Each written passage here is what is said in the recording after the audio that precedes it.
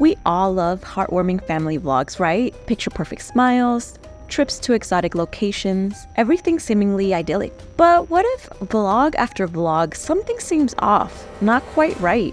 You can't quite pinpoint it. That is, until other viewers share the same feeling.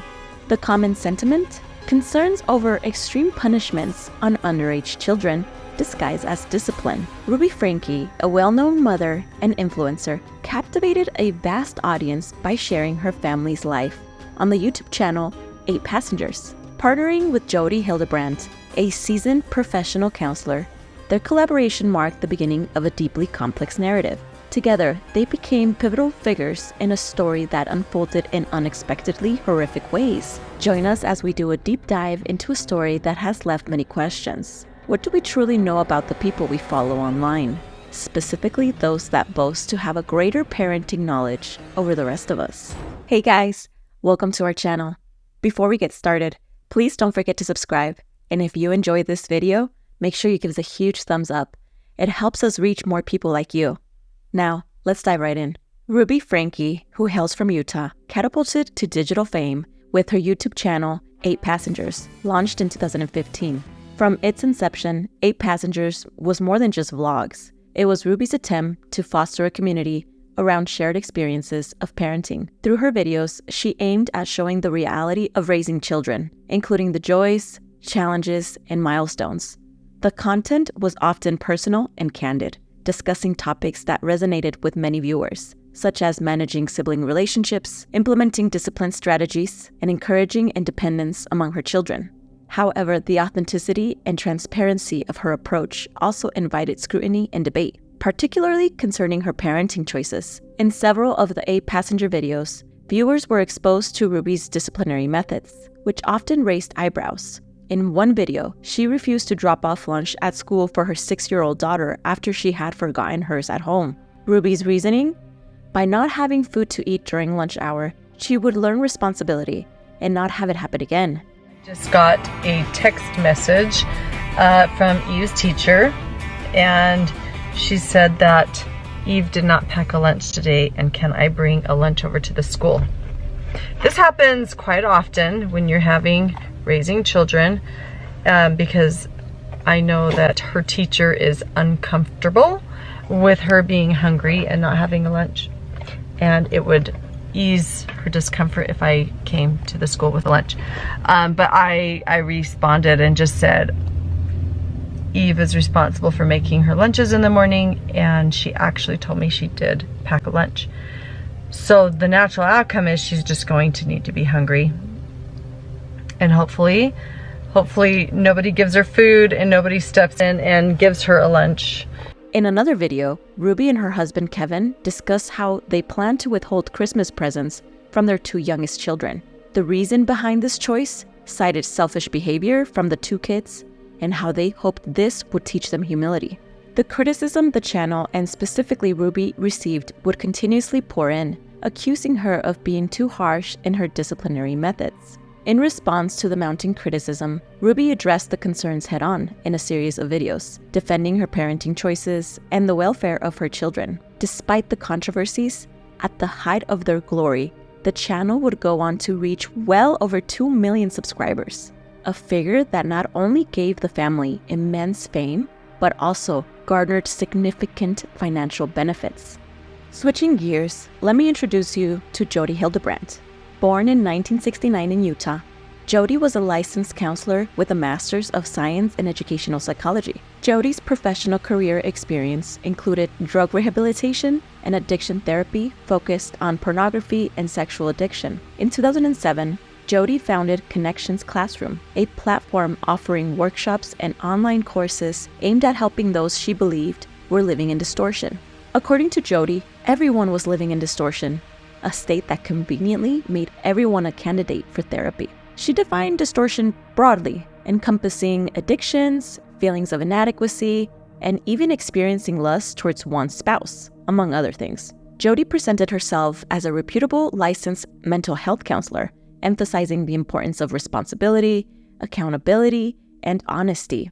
Yet underneath this facade, she held contentious views on not only who was a candidate for therapy, but also on her therapeutic approach. To treat her clients, Jodi would use shame tactics, encourage family alienation, and also disclose confidential client information. In 2012, Jodi would actually have her license suspended for sharing client confidential information without proper consent. Her clients would voice their dissatisfaction with her services through a series of negative reviews, highlighting her unprofessionalism and controversial methods. Some reviews that really stand out are those of married couples, claiming to have gone to Jodi for marital improvements, only for their marriage to further deteriorate, some even citing divorce. These clients claim that under the care of Jodi, spousal alienation was emboldened, with her encouraging clients to end communication with family members. Despite all this, Jodi would continue to operate Connections Classroom for several years and treat numerous people in the state of Utah.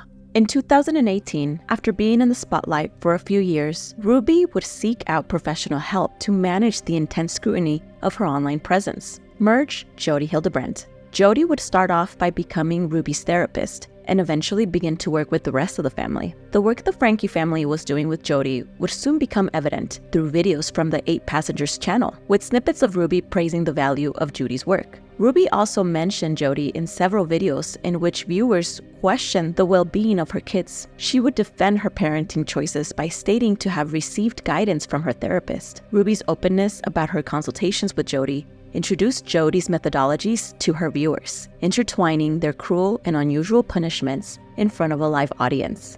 A significant turning point for the 8 Passenger channel came in 2020, when Ruby shared a video detailing her disciplinary methods regarding one of her sons. In the footage, Ruby, next to her son, discusses how he had been sleeping on a beanbag for several months due to conflicts with his siblings, leading to the loss of his bedroom privileges. My bedroom was taken away for 7 months and then you give it back like a couple weeks ago. I don't think our viewers know that. You've been sleeping on a beanbag. I've been sleeping on a beanbag since October and they gave my room back like 2 weeks ago.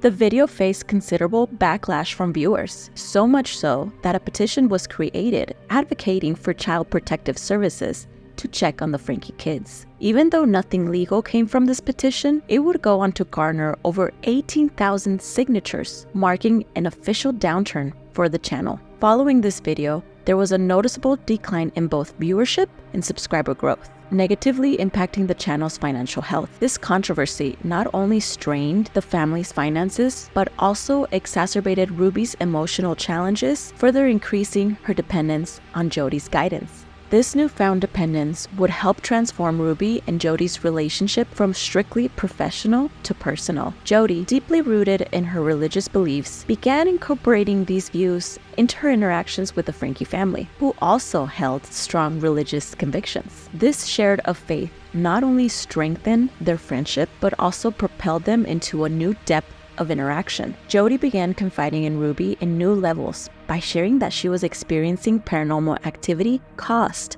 by malevolent entities. Jodi claimed to have experienced hauntings by shadow figures. Her paranormal experiences, ranging from plates inexplicably flying out of cabinets to unaccounted noises in her basement, prompted Ruby to offer her a place to stay in their home. This development set off a series of events that would leave a lasting imprint on the Franke family. With Jodi now living with the Franke family, the dynamics in the household would begin to shift, starting with Kevin. Under Jodi's guidance, Kevin began participating in a man's group aimed at marital improvement. But ultimately, it is believed that Jodi's stay in the Franke household deteriorated Ruby and Kevin's marriage, and by 2022, they would separate. A verbal agreement was established between the two, prohibiting Kevin from any form of contact with Ruby or their children, ostensibly to allow him time for personal improvement. Following this agreement, Kevin abstained from contacting his children for an entire year, believing this adherence would eventually restore himself to Ruby's good grace.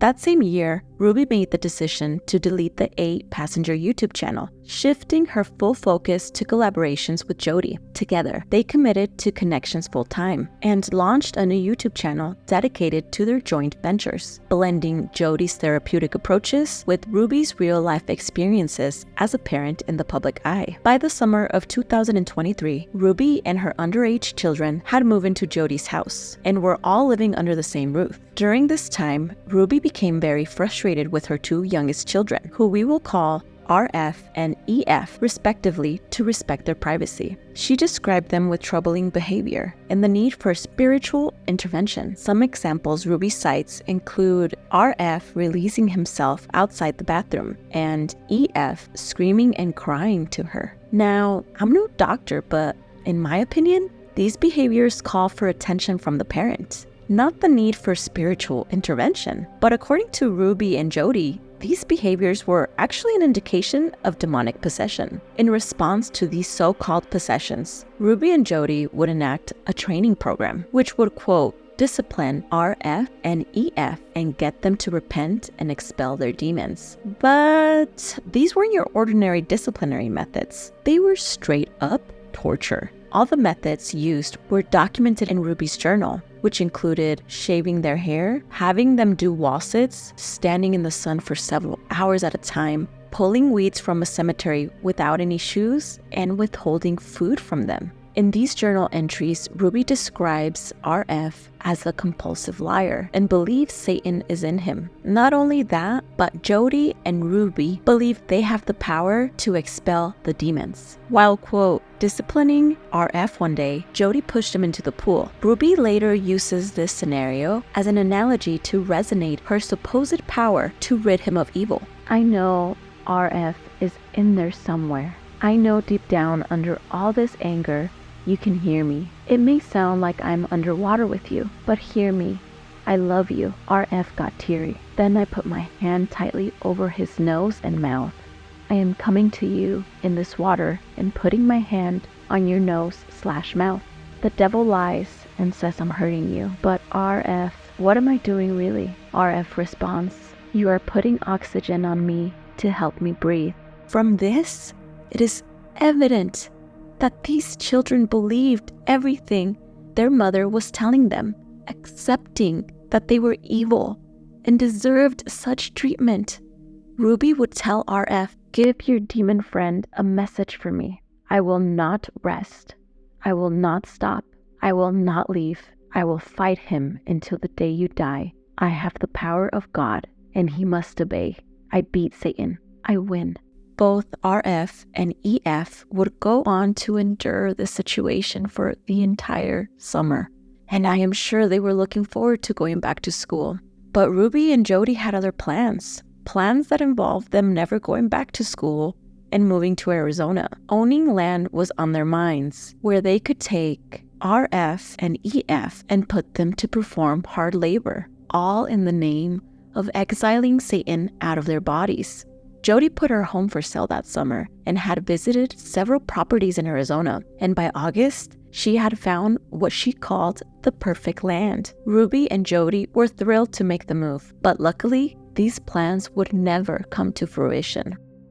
On August 30th, 2023, authorities were alerted by a neighbor in Ivins, Utah, about an emaciated and malnourished juvenile seeking help. This kid has obviously been,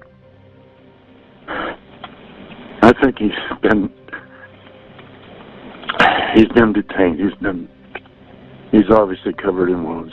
This child, who had open wounds and was wrapped in duct tape, was RF. After a couple attempts to flee, he had finally been successful in escaping Judy's residence. RF knocked on a couple of doors seeking food, water, and a phone line to call the cops on what he called personal business. Once the cops were called to the scene and spoke to RF, he slowly began to disclose the situation and led authorities to Jody's residence. There, they would find EF and Jody's closet floor under similarly dire conditions. Both children were taken to the hospital and put under Child Protective Services care. Ruby and Jodi were arrested and held without bail. The case against them included detailed evidence, notably over 50 pages of journal entries from Ruby that detailed the living conditions and methods of a, quote, training program within Jody's home. Additionally, a search for Jody's home revealed a room with handcuffs, rope, and indications of previous restraint, underscoring the severity of the abuse allegations. Ruby and Jodi were initially charged with 6 counts of aggravated child abuse. However, Ruby would plead not guilty to 2 of those and entered a plea bargain where she would plead guilty to 4 counts of aggravated child abuse and testify against Jodi if she chose to go to trial. Jodi pleaded guilty to 4 counts of aggravated child abuse, with her plea agreement leading to the dismissal of 2 additional charges as well.